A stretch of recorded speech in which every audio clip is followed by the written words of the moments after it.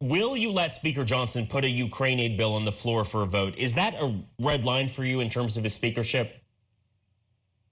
Well, I don't support additional aid for Ukraine for a number of reasons, but there is support in the House and in the Senate for that, so it may well come to the floor for a vote. My hope would be, if it does come to the floor for a vote, that we have paid for it, just like I was just talking about.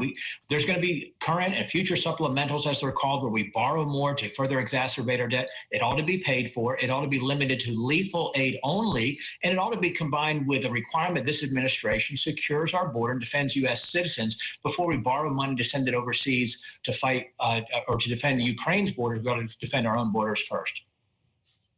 Do you think the speaker is kind of weighing his options here? What are his options here? I mean, can he work with Democrats? Is there any way to do that? Because any partisan bill likely would go nowhere in the Senate, just given the reality of governing in Washington.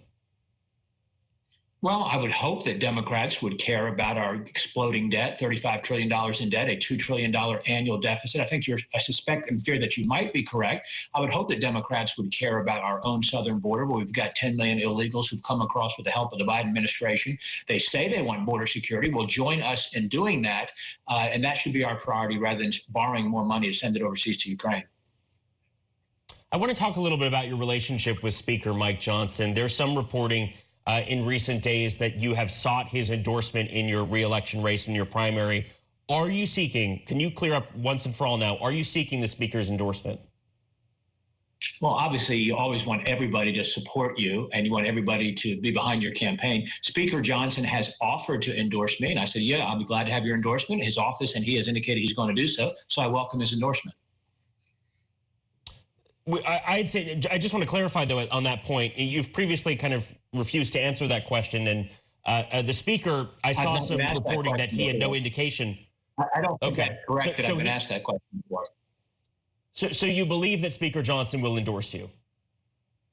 Speaker Johnson has told me, has called and offered to me twice to endorse, and I've said, glad to have your endorsement, and he has indicated it is forthcoming. Gotcha. Thank you, sir, for clearing that up. I just want to, one more on the speaker. Should he be feeling, the pressure? Member of the House Republican Conference, Representative Marjorie Taylor Greene, a former member of the House Freedom Caucus, is saying that she wants him out as speaker.